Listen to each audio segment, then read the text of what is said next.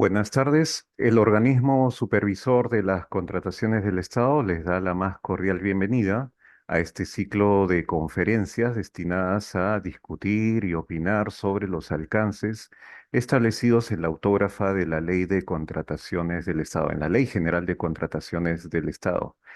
Y para ello, este organismo supervisor ha convocado a distintos expertos en la materia para que nos den su apreciación y sus opiniones sobre las distintas herramientas y mecanismos que están establecidos en este documento. Uno de estos aspectos, uno de estos conceptos que se han establecido en la norma es el que está descrito en el artículo 6 de esta propuesta de ley que está relacionado a los enfoques de la Ley General de Contrataciones del Estado. Esta charla es una de las varias que vamos a tener durante toda esta semana y durante el mes siguiente también. Como saben, hace 2 días tuvimos la presencia de Carlos Ortiz, que es un consultor colombiano, que habló sobre el valor por el dinero y el ciclo de vida de los bienes, servicios y obras. Ayer tuvimos a Claudia Genoveva Vega, quien es una experta en contratación pública, y ella habló sobre contratos de gobierno a gobierno.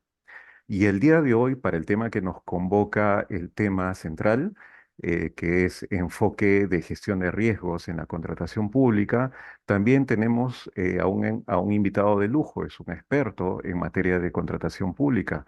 Se trata del señor Jacobo García Villarreal. Él es especialista senior en políticas de integridad y contrataciones públicas en la organización para la Cooperación y el Desarrollo Económico, la OCDE. Él nos acompaña el día de hoy y va a estar con nosotros esta tarde para enseñarnos todo lo que sabe en relación a este aspecto que es muy importante, que es la gestión de riesgos en contratación pública. Señor Jacobo García, muy amable por su presencia. Buenas tardes. Su saludo, por favor.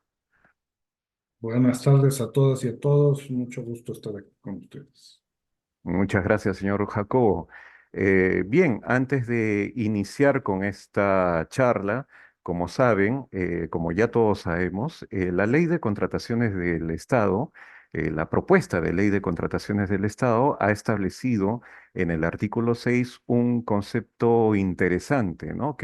Al que se le denomina enfoques de ley, que no lo hemos visto en la ley anterior ni en la anterior a esta, pero que es interesante porque los enfoques de ley se han establecido en otras materias, como por ejemplo el enfoque de interculturalidad, el enfoque de derechos humanos, y esta vez la ley de contrataciones del Estado, digamos, el ámbito de la ley de contrataciones del Estado no ha sido ajeno a este tipo de propuestas de ley. Por ejemplo, cuando nosotros hacemos cursos de capacitación, cada vez que hacemos un curso de capacitación establecido en nuestra aula virtual, tenemos que utilizar el enfoque de interculturalidad para que el mensaje, la información que se establece en nuestros cursos de capacitación sea entendido por la mayor cantidad de personas. Esta vez, la ley de contrataciones del Estado establece, además del enfoque de gestión de riesgos, otros enfoques interesantes, como por ejemplo el enfoque de integridad y el enfoque de gobernanza de la contratación pública, que es un concepto que quizás lo hemos visto o lo hemos oído algunos en normativas extranjeras, como por ejemplo en la británica. ¿Ok? Entonces, bueno, para hablar sobre este tema, el señor Jacobo García Villarreal va a utilizar 1 hora de capacitación, luego del cual es posible que podamos atender algunas consultas. Y si ustedes quieren hacer algunas consultas, por favor utilicen la opción de preguntas y respuestas que está en la parte de abajo del Zoom. Y al final de la charla vamos a escoger quizás algunas para poder absolverlas. Si estas preguntas no son absueltas en su totalidad, no se preocupen, nosotros vamos a copiar estas preguntas y vamos a tratar de sistematizarlas para ver una forma de establecer una forma de comunicación y tratar de responder a la mayor cantidad posible. Bien, bueno, para no interrumpir más con esta exposición, invito al señor Jacobo García para que se apodere de la sala que hemos elaborado el día de hoy para su exposición. Señor Jacobo, por favor, puede compartir su pantalla y empezar con su exposición. Muchas gracias. Muchas gracias por la introducción y muchas gracias a LOCE y a su titular por la invitación a este evento, a participar en esta capacitación. Voy a compartir efectivamente una pantalla, una presentación. Espero que la estén viendo ya. Eh, Espero dejar algo de tiempo para poder tener un intercambio, ojalá que sea posible, creo que eso puede ser interesante para todos. Eh, bueno, voy a empezar por hablar un poco de la OCDE, porque quizá no todos conozcan bien la organización, y después ya entrar al tema de la gestión de riesgos, porque es importante el marco de gestión de riesgos que la OCDE ha desarrollado y finalmente lo que hacemos nosotros en apoyo al desarrollo de políticas y herramientas en materia de gestión de riesgos.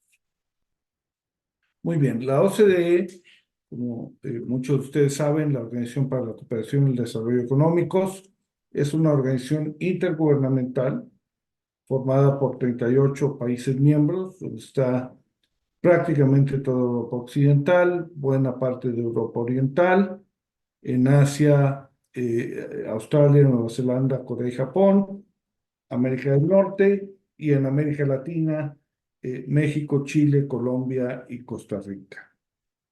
Además, una señal pues, muy interesante del valor que se da en el mundo a la organización, pues tenemos 8 países que han sido, que han expresado su intención de adherirse a la organización y que han sido invitadas a comenzar ese proceso, que son de hecho 3 en América Latina, Argentina, Brasil y desde luego Perú, 3 en Europa, Bulgaria, Croacia y Rumania, y 2 en Asia, que son Indonesia, y justo esta semana se comenzaron también discusiones de adhesión con Tailandia.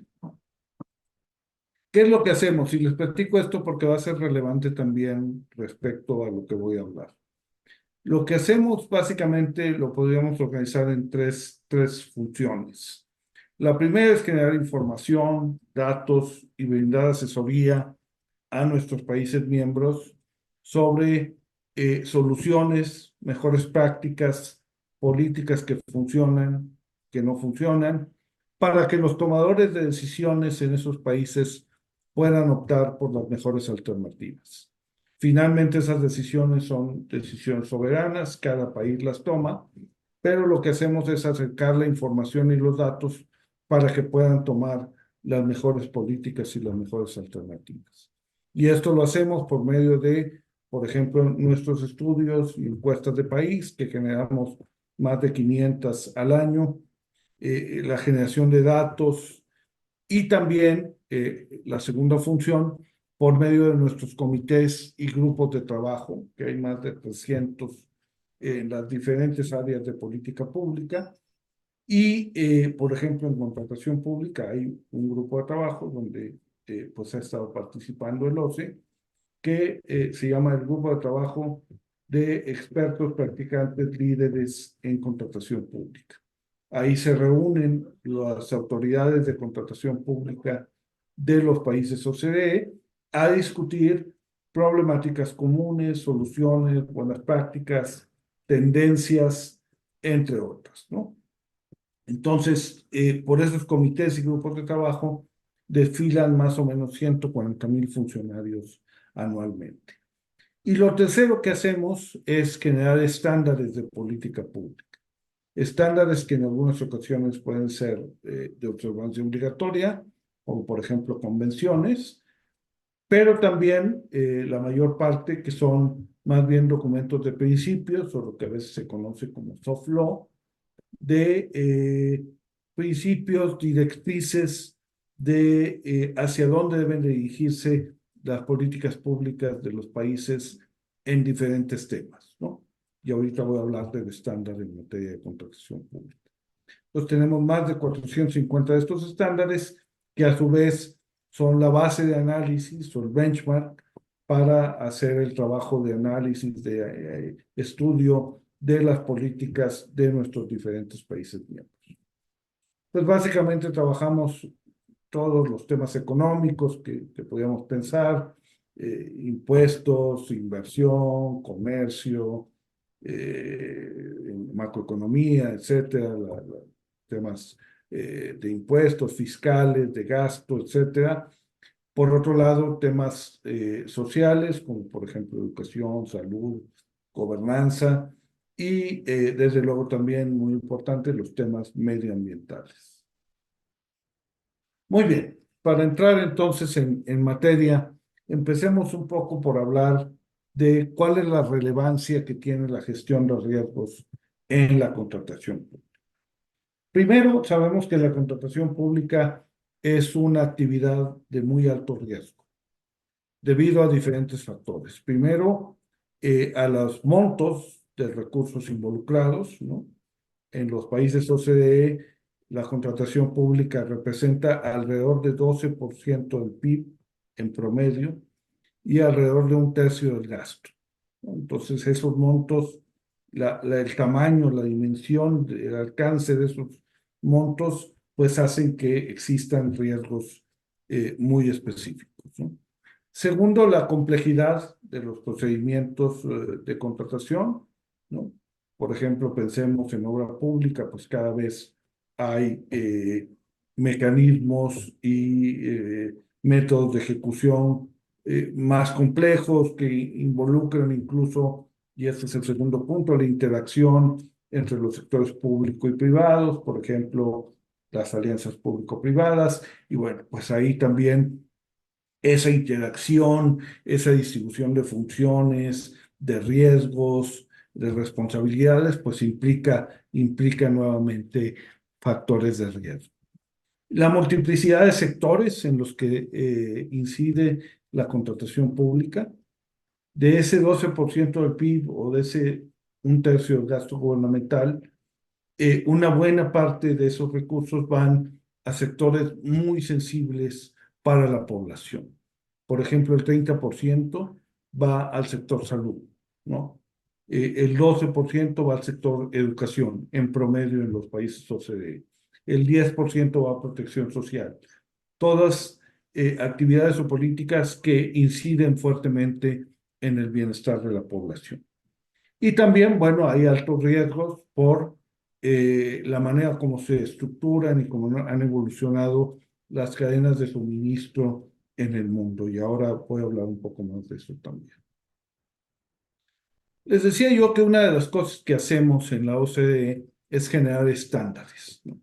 Y el estándar en materia de contratación pública se llama precisamente Recomendación sobre Contratación Pública.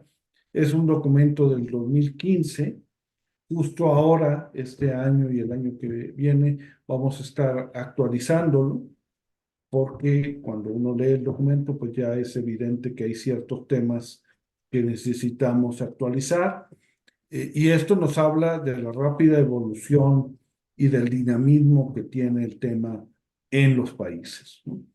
Son 12 principios, desde luego todo lo que tiene que ver con integridad y transparencia, pero se adopta, al igual que lo hace la nueva ley en Perú, un enfoque de gobernanza, ¿no? Entonces vamos mucho más allá a ver temas, por ejemplo, de la accesibilidad de los procesos, de la competencia, el equilibrio, queremos decir, entre el objetivo primario de la contratación pública, que debe ser generar valor por dinero, y objetivos complementarios que podemos aprovechar por medio de la contratación pública, como puede ser la innovación, el apoyo a las pequeñas y medianas empresas, el apoyo a empresas de mujeres, temas de inclusión social, el tema desde luego ambiental, entre otros. La participación de las partes interesadas, la eficiencia, el uso de herramientas electrónicas, las capacidades de los funcionarios de contratación, temas como por ejemplo la evaluación, la rendición de cuentas, la integración con procesos presupuestales programáticos y el tema que nos convoca hoy, que es gestión de riesgo. Entonces, uno de los principios de la recomendación se dirige específicamente a abordar este tema de la gestión de riesgos. Es un documento sucinto, breve. Si ustedes entran a nuestra página de internet, hay un buscador arriba y si le ponen recomendación contratación pública, ahí les va a salir. Está disponible también en español. Y bueno, ¿qué nos dice la recomendación sobre gestión de riesgos? Que es el principio 11.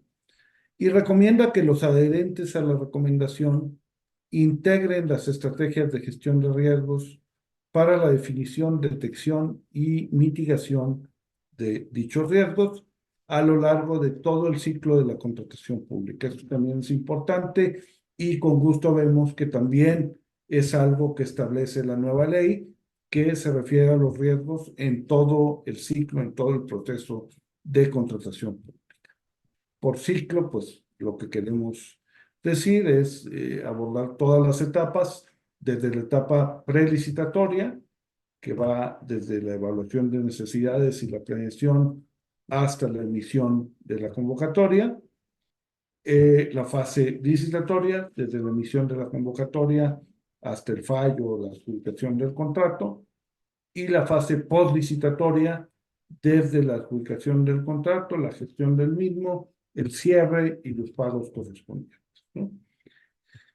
Entonces, ese enfoque, creo que hay una gran coincidencia, es un acierto que se haya adoptado en la nueva ley, y además lo que nos dice la recomendación es que debemos desarrollar herramientas de evaluación de riesgos que permitan identificar y abordar las amenazas al óptimo funcionamiento del sistema de contratación pública y que en la medida de lo posible estas herramientas deben detectar riesgos de todo tipo, y ahora vamos a ver alguna clasificación de esos riesgos, y ponerlos en conocimiento de los profesionales de la contratación pública para establecer objetivos concretos de intervención en los que sean posibles medidas de prevención y de mitigación.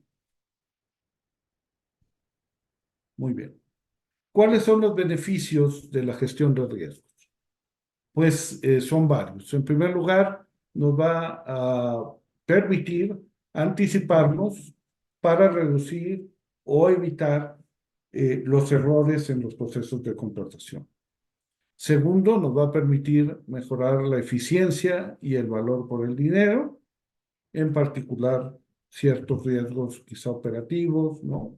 Que ahora vamos a ver.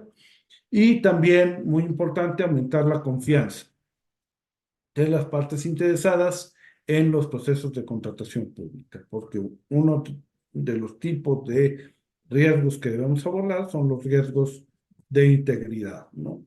Y en la OCDE, pues hemos estudiado bien este tema de la confianza y encontramos que uno de los tres principales determinantes de la confianza en las instituciones tiene que ver con la integridad o la percepción de integridad de los funcionarios y de los procesos gubernamentales. Bueno, y finalmente, pues esto obviamente redunda en una mejor prestación de servicios públicos, en desarrollo económico y, como ya habíamos dicho, en el bienestar de los ciudadanos, ¿no? Muy bien. Y la gestión de riesgos es también importante para todas las partes interesadas del proceso. Desde luego para los compradores públicos, conocer cuáles son las amenazas y cómo mitigarlas. Para los responsables de elaborar políticas de contratación pública, por ejemplo, vamos a hablar de contrataciones de emergencia, ¿no?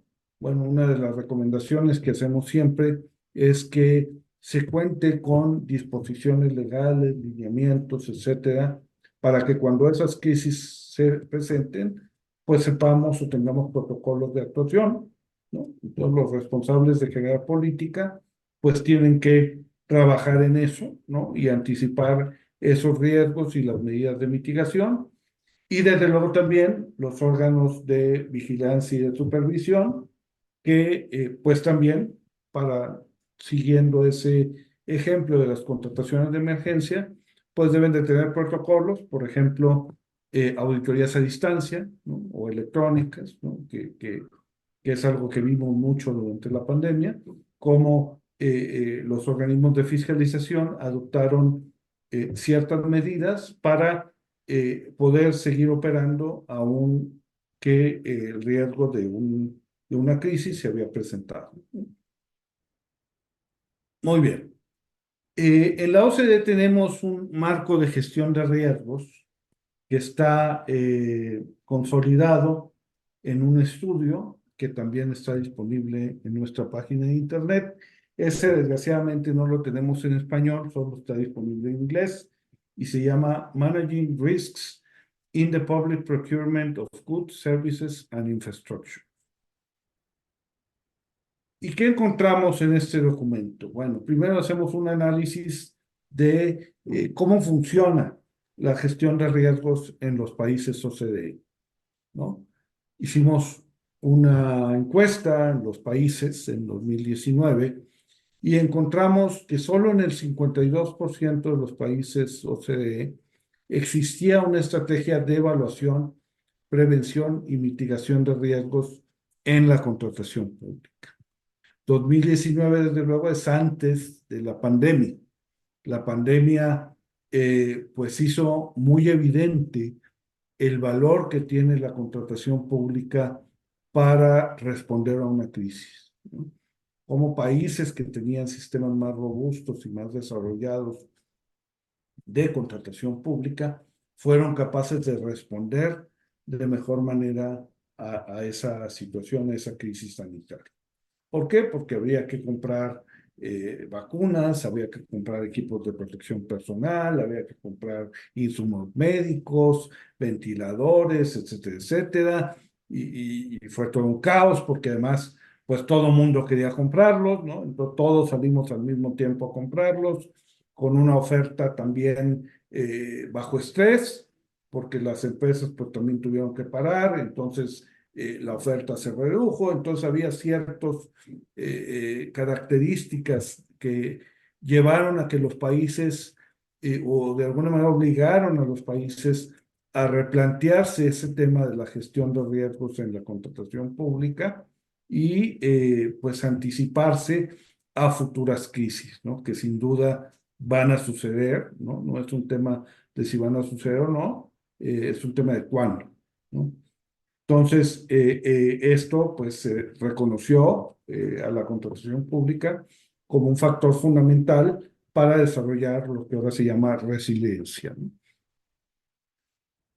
Y bueno, también partimos de la observación de que sin una estrategia o una política de gestión de riesgos, muchas veces el tratamiento que se hace de los riesgos es ad hoc, no hay una comunicación adecuada, no hay una documentación, y esto hace difícil generar bases para la toma de decisiones de una manera sistemática, ¿no? Entonces, una estrategia o una política de gestión de riesgos pues nos garantiza que tengamos un enfoque coherente y completo en todo el gobierno, ¿no? Ese es el ideal, ¿no? Cuando no existe una estrategia a nivel nacional, pues hemos visto que algunas entidades desarrollan sus propias estrategias y eso está bien, pero lo ideal es que haya un enfoque coherente, consistente a lo largo de todo el gobierno y que quizá cada entidad pueda hacer ciertas adecuaciones, ¿no? Dentro de un margen, pero que exista una política estándar para todos, ¿no? Y esto es clave para generar información y poder tomar mejores decisiones, ¿no? Muy bien. Y entonces les decía yo que pues hay diferentes tipos de riesgos, ¿no? Uno que comúnmente se habla es el riesgo de integridad, el riesgo de que se presenten fenómenos de corrupción a lo largo del ciclo de contratación pública, por todo esto que hablábamos, ¿no? Los montos, la interacción de los público-privados, la complejidad, etcétera. Pero hay también otro tipo de riesgos, ¿no? En el ámbito normativo que tienen que ver con el cumplimiento de los marcos regulatorios. En el ámbito operativo, por decirles algunos ejemplos, riesgos digitales, como que falle el sistema de contratación electrónica, y esto ya lo hemos visto en Chile, en México. En el caso de México, por ejemplo, fue un problemón porque no estábamos preparados y entonces pues los procesos se retrasaron y esto tiene consecuencias en la prestación de servicio público. También riesgos de capacidades, ¿no? Que por ejemplo derivados de que el personal de contratación pública no cuente con los conocimientos técnicos adecuados.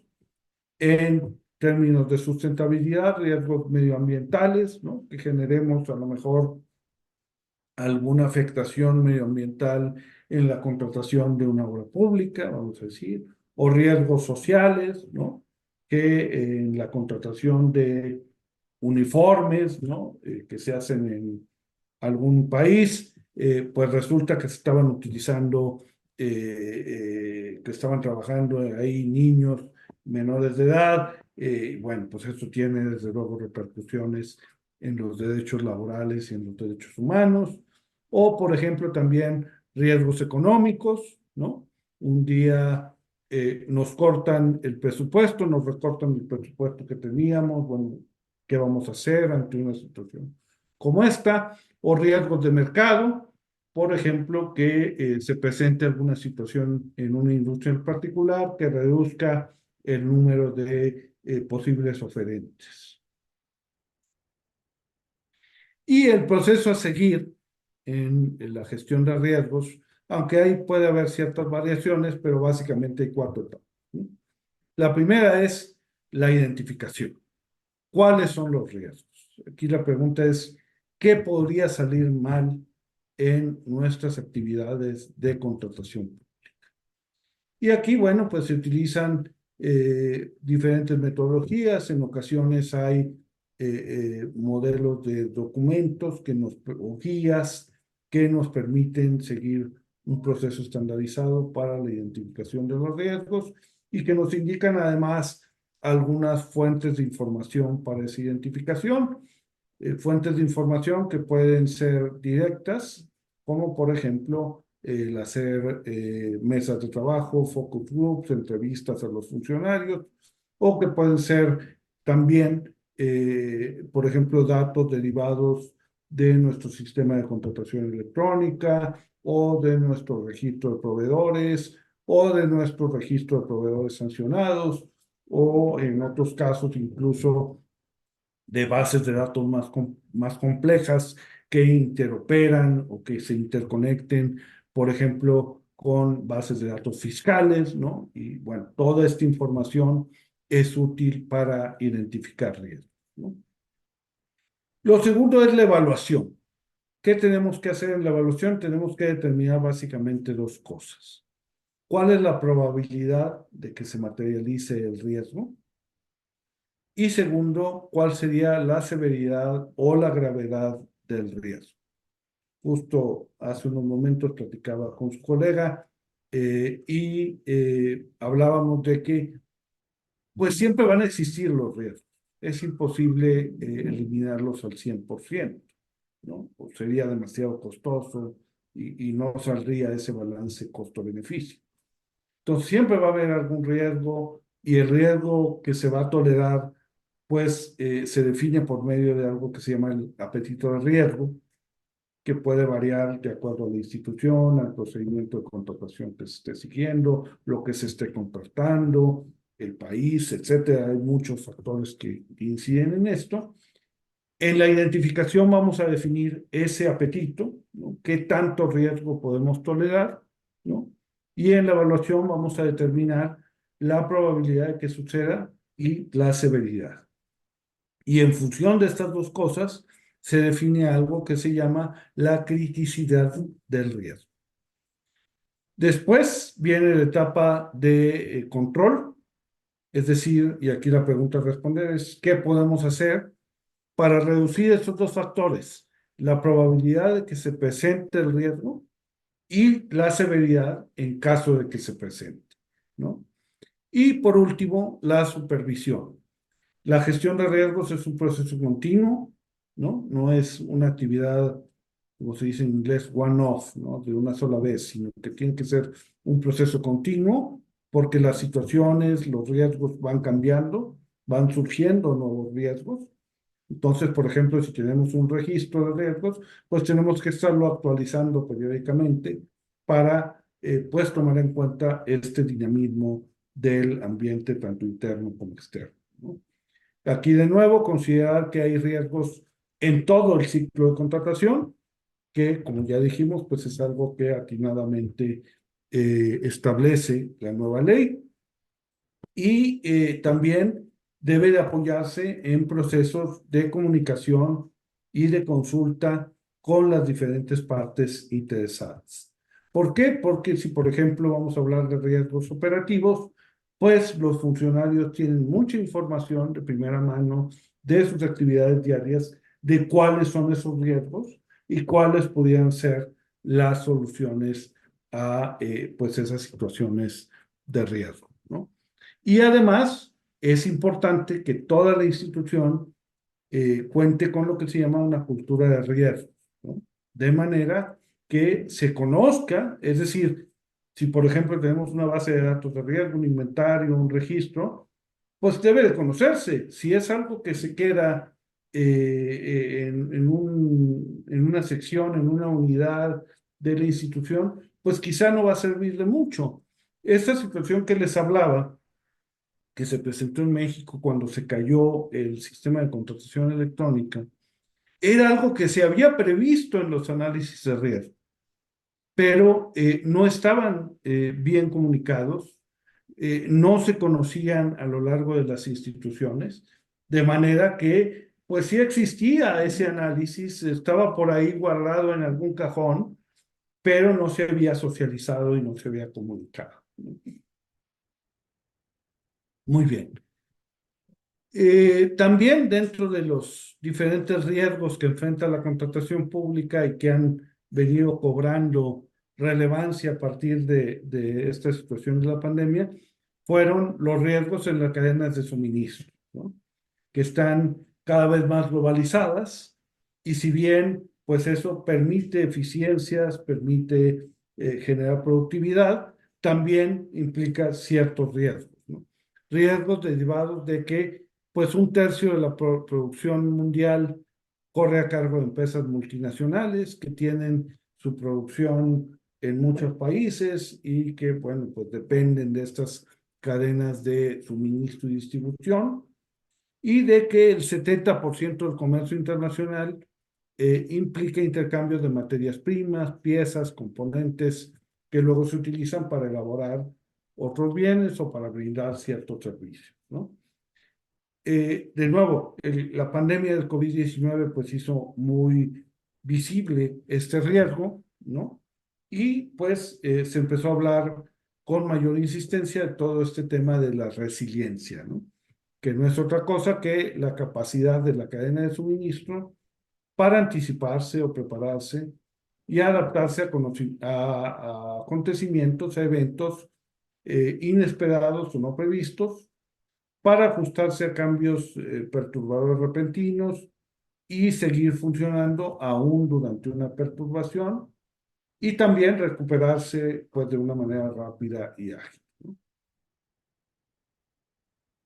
Muy bien. Hay también dentro de la cadena de suministro riesgos relativos a conducta empresarial responsable. Ya habíamos hablado de riesgos sociales o riesgos ambientales derivados, por ejemplo, de fenómenos de contaminación ambiente o riesgos sociales como trabajo infantil, trabajo forzado, trabajo bajo condiciones inadecuadas o no tolerables, ¿no? Y estos riesgos están presentes dentro de una gran variedad de categorías, no están limitados, ¿no? Uno donde pues se hace referencia continua es, por ejemplo, el de los textiles, ¿no?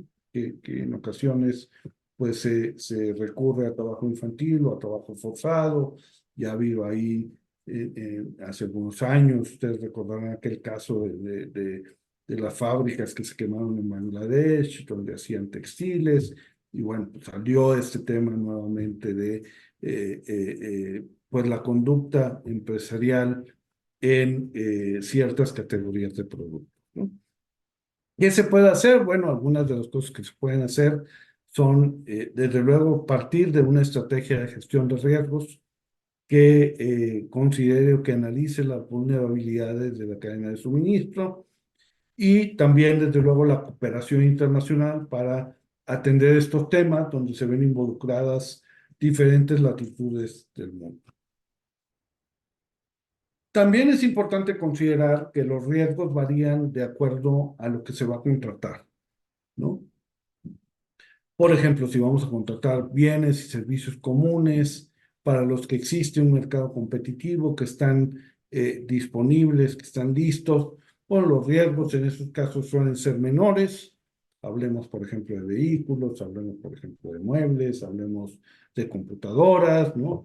Acabamos de publicar justo un estudio sobre cómo se compran las computadoras en América Latina, ¿no? Y ahí observamos uno de los principales riesgos. El análisis de riesgo nos indica que uno de los principales riesgos es lo que se llama la dependencia del proveedor o vendor lock-in, que es cuando, pues, una autoridad contratante se casa, entre comillas, con una marca, ¿no? Y luego, derivado de la adopción de los estándares y las características derivadas de esa marca, pues es muy caro cambiarse o moverse a otros y pues eso genera desde luego costos, limita la competencia, entre otros problemas, ¿no?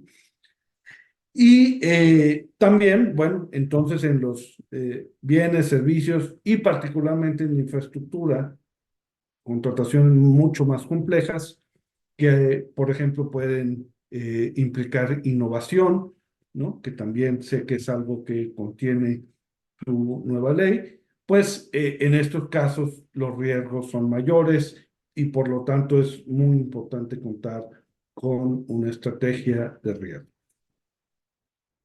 Muy bien, y estos riesgos en el caso de bienes más complejos, pues pueden tener que ver con el número de partes interesadas, con la complejidad de las estructuras de mercado, con la interacción con los licitantes, con el tamaño de los contratos, con cómo se toman las decisiones, cómo las decisiones quizá en otros países que tienen parte de la producción de insumos o de piezas o de suministros, pues implican o tienen consecuencias en las decisiones que nosotros tomamos, ¿no? Hay mayor incertidumbre, mayores elementos indefinidos, o puede ser también que sean proyectos a largo plazo, como por ejemplo sucede con los temas de infraestructura, ¿no?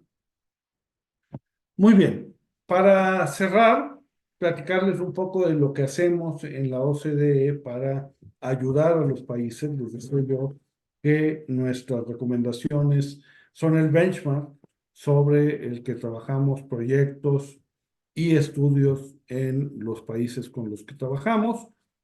Desde luego, en la mayor parte de nuestros países miembros, pero también trabajamos con algunos países que no son miembros y desde luego con los países que están en ruta de convertirse en países miembros, ¿no? Como es el caso de Perú.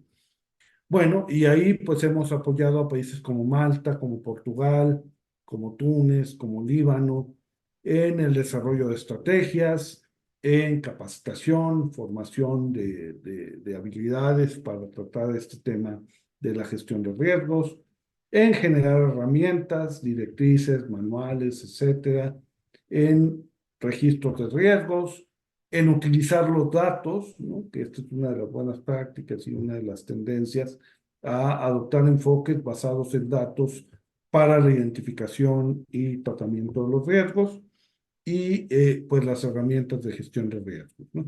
Este año estamos trabajando con varios países de la Unión Europea en el tema, particularmente con Rumania, con Bélgica y con Grecia. Este es un ejemplo de un registro de riesgos que incluye medidas de mitigación. Como pueden ver, bueno, partimos de la etapa, en qué etapa del proceso estamos hablando, en este caso, análisis de necesidades y planeación, identificamos algunos riesgos, como pueden ser la ausencia de un análisis adecuado de necesidades para que se lleve a cabo la misión, el cambio en el alcance de las necesidades, plazos apretados para la planeación, el no tener en cuenta las necesidades específicas de los usuarios o temas, por ejemplo, como interferencia política. Después se categoriza cada uno de esos riesgos. Aquí, bueno, tenemos 4 riesgos operativos y uno que tiene que ver también con el aspecto operativo y de sustentabilidad. Y finalmente, proporcionamos las medidas de mitigación.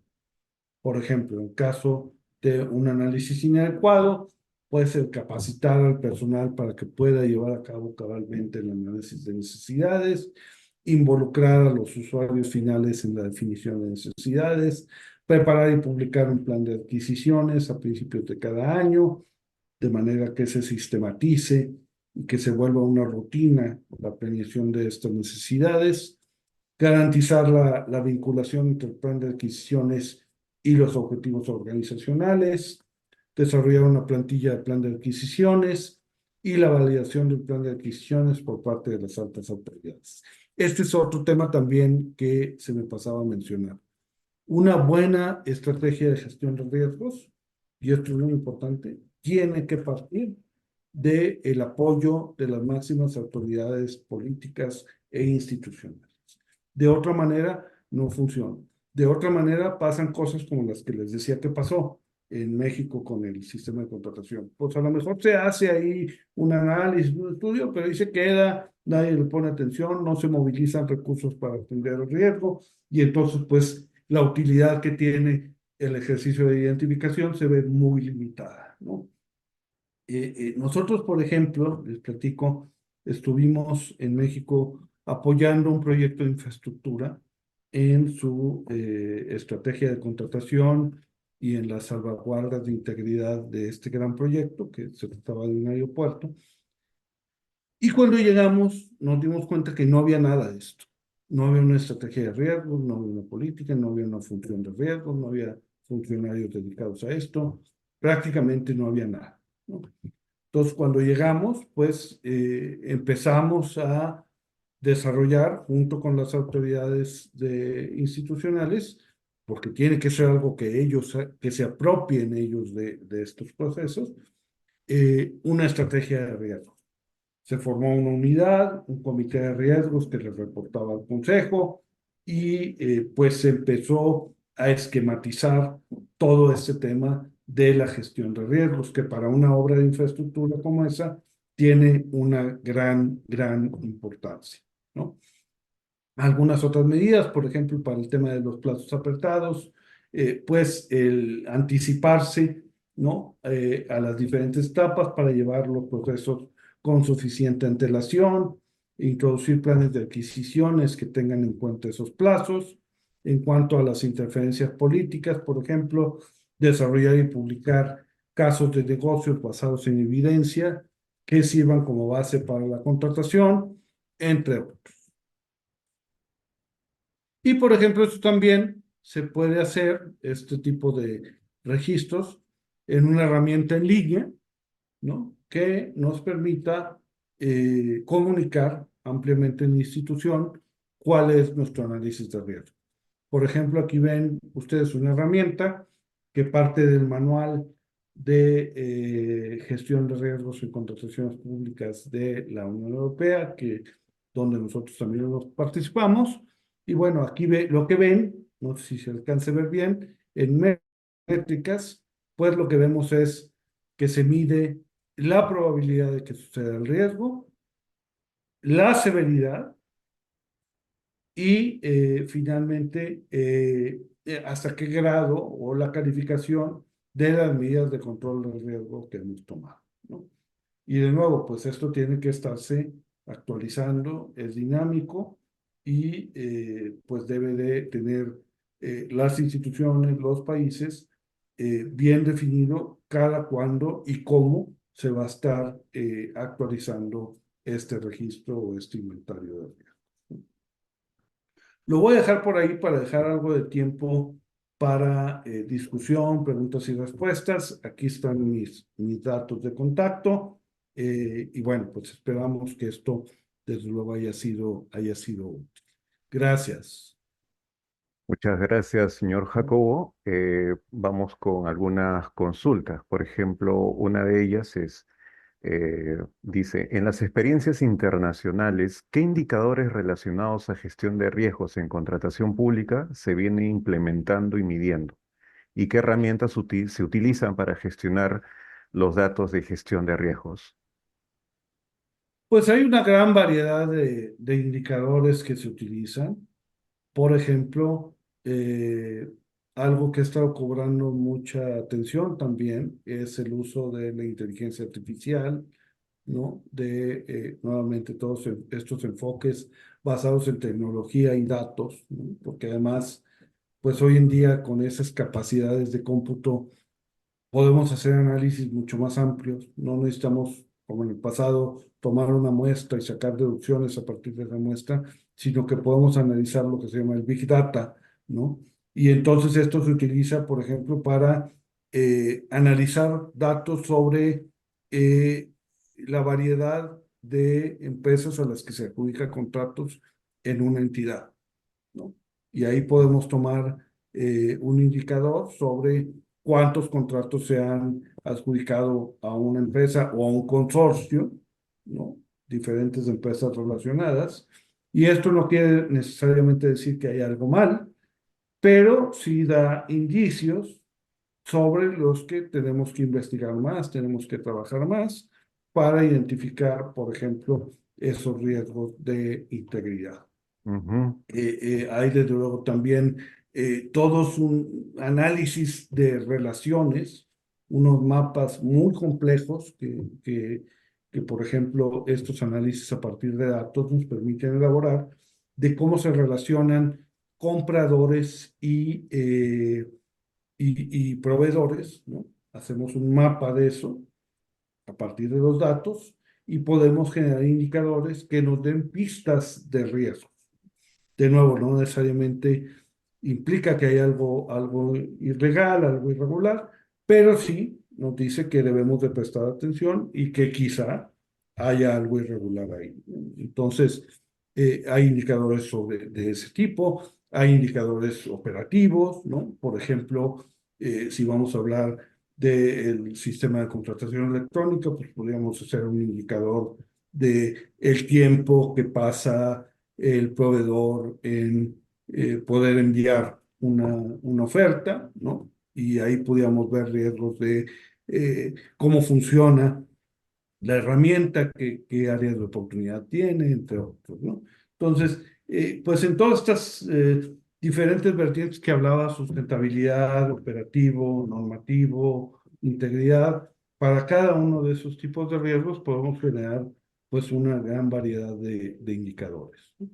ujú. Se entiende entonces que son importantes o necesarios los sistemas informáticos que pueda permitir o ayudar a la administración de datos que nos permita identificar riesgos, digamos, basados en esta información. Muy bien, muy Nos importante lo permite que ser acaba. más eficientes y más certeros, porque de nuevo, Ujú, nuestra capacidad de análisis, pues a lo mejor nos da para tomar una muestra y sacar deducciones de ahí, pero si utilizamos herramientas como la inteligencia artificial, pues podemos trabajar con Big Data y ya no necesitamos sacar conclusiones de una muestra, sino que ya podemos ver el total de procedimientos y a partir de ahí tomar los indicios de, pues por ejemplo, de alguna irregularidad, ¿no? ujú. Muy bien. Otra de las preguntas que están en el panel son, ¿quién gestiona el riesgo en un proceso de contratación? O sea, ¿quién en una entidad o, digamos, desde el punto de vista de un país quizás, quién debería gestionar el riesgo en un proceso de contratación? Es muy buena pregunta y la respuesta es depende, ¿no? Depende del riesgo, depende de la política que tenga la institución, ¿no? Pero algo que hablábamos también ahorita y que conversábamos es que en ocasiones hay ciertos modelos, particularmente tema de infraestructura, donde pues se busca trasladar en alguna medida el riesgo a los contratistas, ¿no? Y Ujú, desde luego esto se puede hacer, pero pues nunca deja de haber un riesgo también para el contratante, para la autoridad contratante. De ahí que no podíamos decir, bueno, voy a trasladar el riesgo y yo me evito meterme a ese tema ujú, de la política de gestión de riesgo. No, eso sería un error. Entonces, siempre nosotros debemos de tener esa estrategia, ¿no?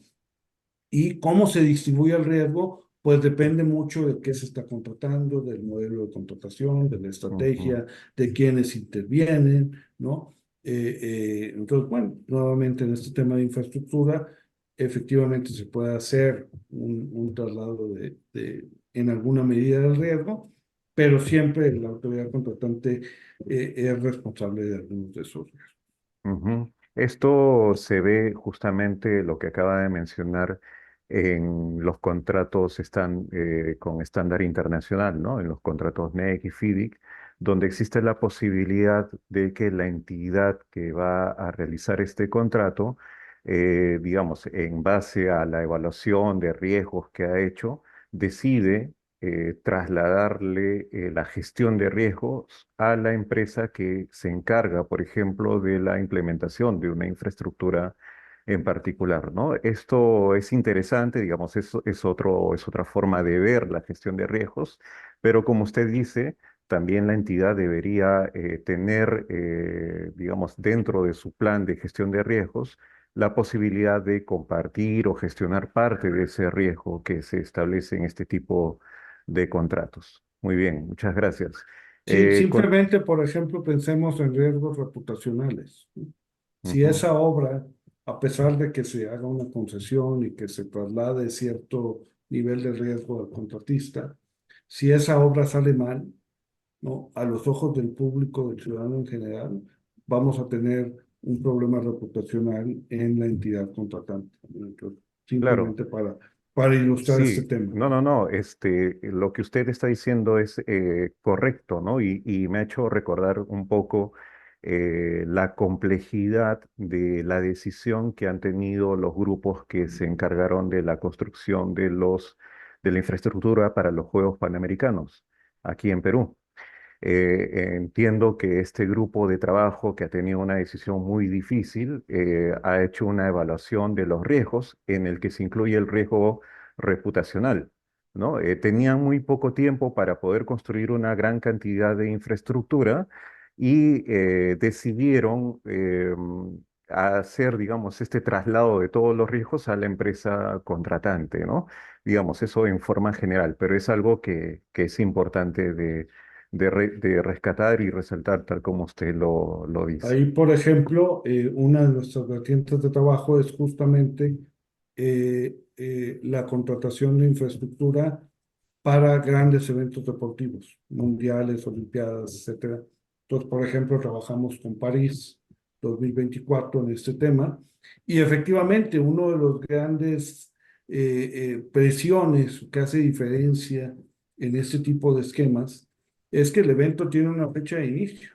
Claro, Entonces, claro. no podemos dilatar No hay forma la de entrega suspenderlo. de esas Ujú, infraestructuras porque la fecha está definida mucho antes claro que sí. de empezar estos procesos. Sí. Entonces, eso crea presiones y riesgos pues muy particulares, ¿no? Sí, pues no, imagínese que por un tema, digamos, operativo, ¿no? De gestión de las contrataciones públicas, el Perú en ese momento hubiera decidido decir, no, no, no vamos a poder hacer los Juegos Panamericanos justamente porque no estamos en la capacidad operativa para hacer esto. Y entonces la reputación que hubiera caído sobre el país hubiera sido muy, muy grande y muy fuerte.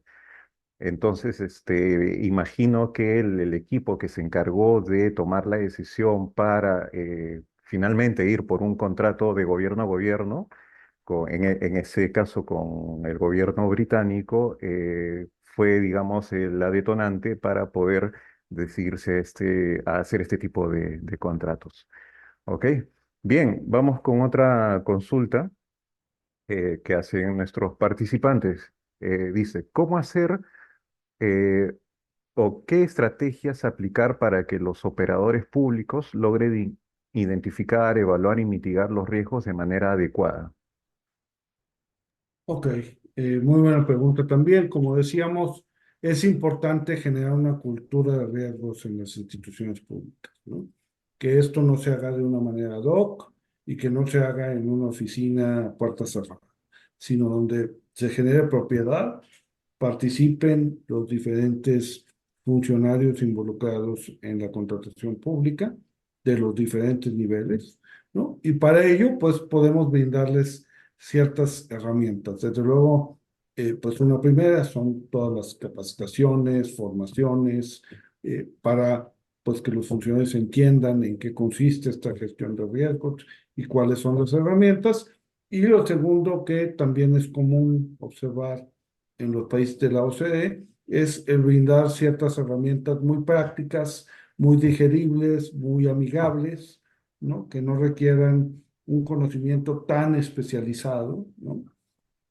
Digamos, habrá ciertos niveles donde sí se tenga que desarrollar esa especialización, pero brindando este tipo de herramientas ayudamos a que todas las estructuras institucionales sean parte de la gestión de riesgo.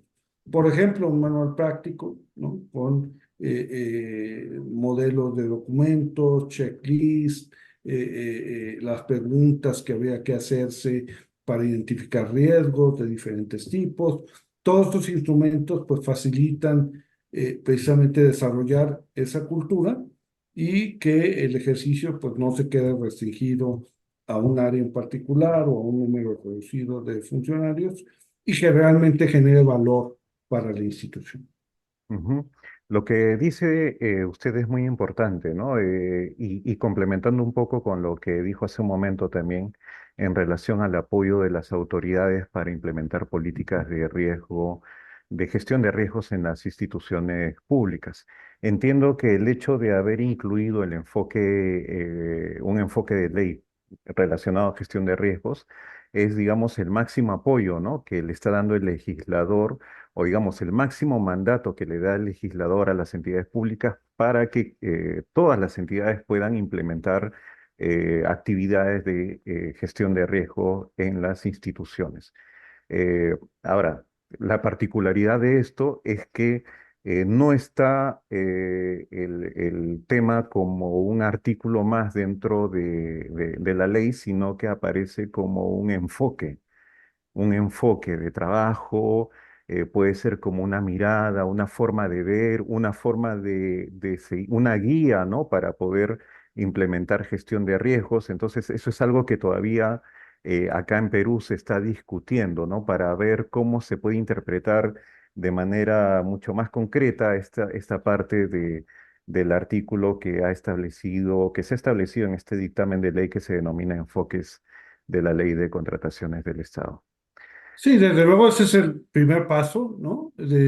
También conocemos los diagnósticos, los lineamientos que han emitido desde el OCE para tratar este tema.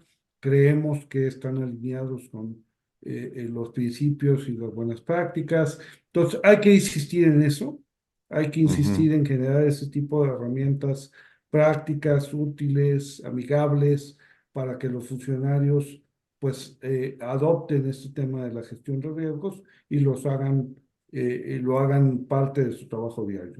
ujú, muy bien.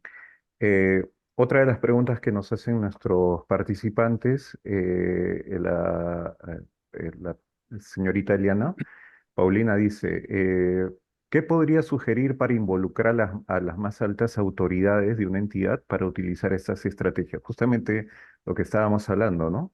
No sé si tiene algún comentario adicional al respecto. Sí, por supuesto, pues puede ser algo difícil, ¿no? Porque cuando no hay esa apertura, el colocar estos temas en la agenda pública y en la agenda de las instituciones puede ser difícil. Sin embargo, creo que una manera como se puede lograr es por medio de lo que se llama el contrafactual, ¿no? ¿Qué pasaría si se presenta el riesgo y nosotros no estamos preparados, ¿no? Pensemos, por ejemplo, en la pandemia, ¿no? Digo, es información pública que países como México y Perú pues tuvieron muchos problemas, ¿no? El impacto de la pandemia fue algo bastante serio, ¿no? Y en muchos otros países de América Latina y del mundo así fue, ¿no? Entonces, yo creo que eso nos permite ver de manera muy nítida, ¿no?, lo que puede llegar a pasar si no estamos preparados, ¿no? En nuestros países también están muy expuestos al cambio climático, a desastres naturales, ¿no? Y cada vez más, pues desde luego vemos que se trabaja en generar una cultura de protección civil. Eso es parte de la mitigación de los riesgos, ¿no? Entonces, y como decimos por acá, los políticos no comen lumbre, ¿no? Entonces, si les hacemos ver esos riesgos, ¿no?, pues seguramente va a haber mayor disposición a pues generar estrategias y medidas de mitigación que permitan a las instituciones y a los países salir avante y bueno, a los políticos, ¿no? Finalmente es también parte de su interés que estemos preparados ante ese tipo de riesgos, ante ese tipo de situaciones, ¿no?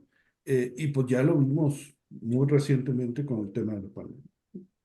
Muy bien. Justamente en consideración a lo que acaba de mencionar, una persona en la sala dice si existen riesgos no mitigables que en su experiencia se hayan presentado. Digamos, para complementar un poco la pregunta que hace este asistente, eh, me traslado un poco al momento en que estuvimos durante la pandemia, ¿no? En el que quizás existió muy poco tiempo para poder hacer acciones de mitigación de riesgos y generalmente los países tuvieron que tratar de, eh, digamos, atender, digamos, el problema de la mejor manera posible. Pero yo creo que en ese momento no se pudo hacer una estrategia de mitigación de riesgos porque existía, como bien lo dice uno de los asistentes, habían riesgos que posiblemente no se hubieran podido mitigar a pesar de todos los esfuerzos que el país en ese momento se tenía que hacer para poder, digamos, detener las muertes, las enfermedades, ¿no? Que también afectó mucho, me imagino, también a México. Sí, así fue. Nunca se pueden mitigar al 100%, ¿no? Ujú. Porque eso sería pues imposible en la magnitud de Imposible. inversión de recursos que se necesitan, pero sí se pueden mitigar en Ujú, alguna manera. Por ejemplo, una cosa que están haciendo hoy los países europeos, pues es integrar un stock estratégico de equipos de protección personal para tener, decimos por acá, un colchoncito, ¿no? Donde caer en el caso de que se presente nuevamente una crisis de una enfermedad respiratoria, por ejemplo, ujú, ¿no? Entonces, eh, eh, siempre hay manera de abordar y mitigar los riesgos. Depende, desde luego, también mucho de los recursos con los que contemos, ¿no? Porque los recursos pues, no son ilimitados, nunca lo son, por tanto, pues las medidas de mitigación que podamos implementar va también a tener una relación directa con los recursos de los que dispongamos, ¿no? ujú. Bueno, finalmente, señor Jacobo, y la última pregunta. Sé que usted nos ha dado un tiempo bastante limitado por su recargada agenda, pero no quería terminar esta sesión sin antes preguntarle algo relacionado justamente a la propuesta de ley que resulta bastante interesante y quisiéramos conocer su opinión con respecto a esto, que es el riesgo positivo, ¿no? Tal como lo establece la norma. Dice que las entidades contratantes deben aumentar la probabilidad y el impacto de riesgos, aumentar la probabilidad y el impacto de riesgos positivos. Y eso como que nos cambia un poco el concepto, el chip que tenemos sobre el riesgo, porque siempre tenemos una figura de que el riesgo siempre es malo, ¿no? Es una amenaza que finalmente se convierte en un daño. Pero en este caso la propuesta, todavía es una propuesta, no está aprobada, incluye este concepto de riesgo positivo que es interesante, digamos, no lo vamos a catalogar como mala ni buena, simplemente porque es parte, digamos, de una propuesta que está en discusión. No sé si usted ha tenido en su experiencia algo similar a esto o, digamos, algún concepto similar a este tema. Bueno, el riesgo hay que pensarlo como un evento, una situación que puede no estar prevista, ¿no? O estar poco anticipada. Y las consecuencias de esto, pues, pueden ser desde luego negativas o positivas, o pueden ser negativas para algún sector y positivas para otro, ¿no? Claro. Vamos a pensar, por ejemplo, en una situación donde a raíz de la situación de los mercados, nuestra moneda se aprecia, ¿no? Ujú, Pues eso va a ser positivo para quienes importan insumos para la producción, porque entonces sus insumos van a ser más baratos, ¿no? ujú, Sin embargo, eso va a ser negativo para los exportadores, porque entonces sus bienes se van a volver más caros en el exterior, ¿no? Entonces, también habría que pensar en esas diferentes dimensiones de los riesgos, que ciertamente hay riesgos donde no hay discusión de que todas las consecuencias son negativas, ¿no? Una pandemia, ¿no? Justo ahora tenemos un fenómeno climático en el norte de México, ¿no? Pues desde luego generó destrozos y demás, lastimosamente algunas muertes, no muchas, pero sí algunas.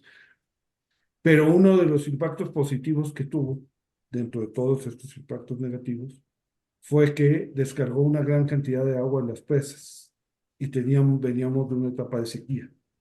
Entonces, pues sí, hay riesgos, hay destrozos materiales, se perdieron algunas vidas desgraciadamente, pero también hay esta otra faceta, ¿no? Y no quiero decir que una compense a otra, ni mucho menos, desde luego que no, simplemente estoy diciendo que, pues, derivado de este fenómeno, una de las consecuencias que, pues sí, va a ayudar en el tema de la provisión de los servicios de agua, pues es que las presas se volvieron a llenar, ¿no?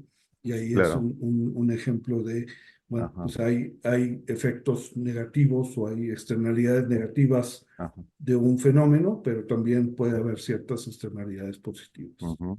Creo que la dificultad de esto va a consistir muy probablemente en la dificultad de identificar cómo un riesgo va a tener consecuencias posteriores positivas, ¿no? Y eso quizás va a ser algo con lo que vamos a tener que lidiar cuando ya se apruebe la ley de contrataciones del Estado.